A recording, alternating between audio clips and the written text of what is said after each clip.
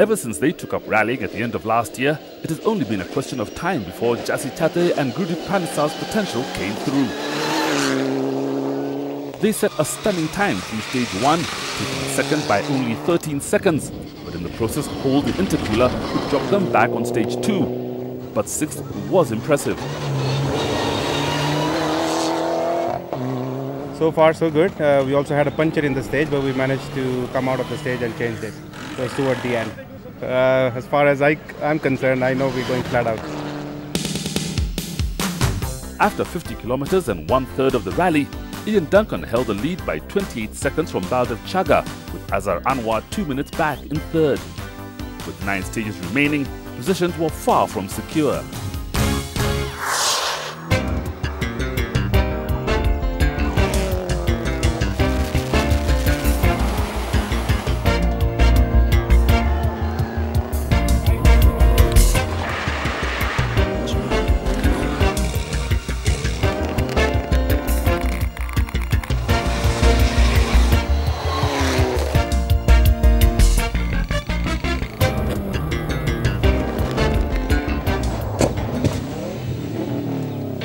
The following 4 stages, amounting to 40 competitive kilometers, were fast, open and extremely short, and to be competitive the cars had to be pushed to the limit.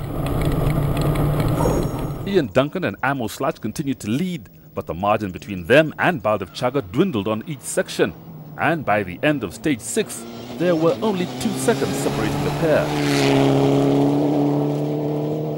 Baldev Chaga and Raju Semi were quickest through 3 of the 4 stages and only needed to maintain the pace to overhaul Duncan to take the lead. Further down the leaderboard, the competition was every bit as intense as crews took on each other in individual challenges. But Don Smith and Bob Kaugi could do nothing about an overheating engine. They were forced to drive by the temperature gauge, losing their normal placing amongst the top 5 to eventually finish 18th. They would have been competing against Hardip Resi and Ravi Soni, who were running in 7th. They were after a top placing and had the pace to achieve it, and stayed out of trouble, putting in a clean run. We were hoping for a top 5 at the start of the day, but looking at what's been happening in the course of the morning in the first half, the first 2 stages, I think top 3 might be possible. Yeah. Putting in eternal speed not seen before were Fat Barry and Ben Spinks. They were quickest through stage 3, taking their first ever stage win.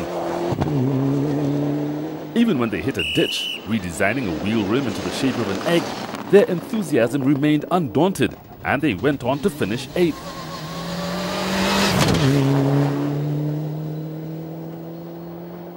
Onka Rai and Raju Chaga's debut outing in the new N16 turned to disappointment when they got mud in the radiator early on and were forced into retirement.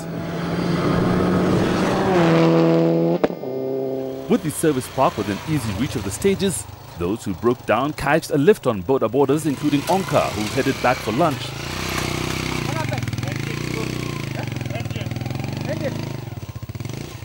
The veteran crew of Frank Tundu and Mike Borisov were reliving their early days of the sport, when rallying was a test of endurance and the cars were not nearly as complicated. They were behind the wheel of a recently imported Evo 9, which Frank agrees could be in the hands of his son Carl for the next event. Despite the huge change in the sport, they easily adapted to the pace and, despite puncturing, came a respectable 9th overall.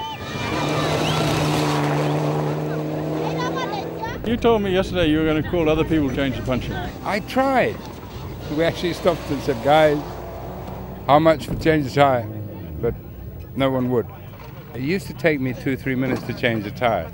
It takes me 2-3 minutes to get out the car now. Manvir Barian and Shamir Yusuf got through the stages without any problems to report, putting more rally miles under the belt, notching up invaluable experience on their way to becoming a future threat to the front runners. They finished 10th overall and were the 2nd highest placed Subaru.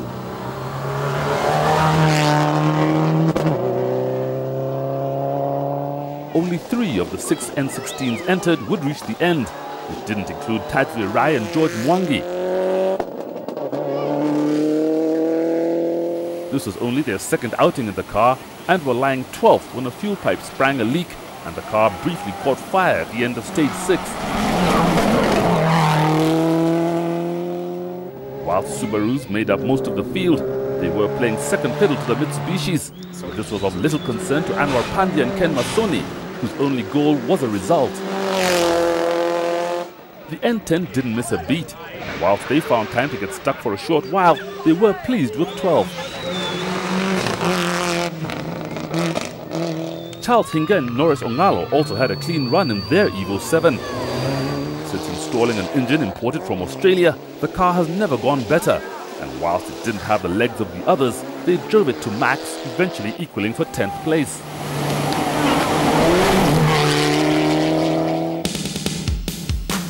Up at the front, the rally was at the halfway point. Ian Duncan was still the quickest, but only 2 seconds clear of Baldev Chaga, with Raji Barich now in 3rd. Azhar Anwar had dropped to 5th, and Hadi Qureshi had overtaken 3 cars to settle into 4th. There were only 3 classics taking part, led on the road by a very hot Mark II Escort driven by Jonathan Soman and Rue Heckel. They were the favourites to win the category, but lost the advantage when first the distributor gave problems and then a carburetor gasket blew, and they were out on stage 2. The remaining 2 was a family affair between Aslam Khan at the wheel of a Porsche 911 with Keith Henry and his niece Samira driving a Mark I Escort navigated by Chantal Young. Samira and Chantal put in a sterling performance urged on by Aslam's deal that they could drive the Porsche if they beat him. I need to keep driving a little bit harder, yes. Can't let her beat me. I have a deal with her. If she beats me, she can have the 911 and I'll go back to the Escort. So she's tried pretty hard. They did try hard, but a puncture and a broken tie rod bracket lost them the race, and will now have to take up the challenge in the next event.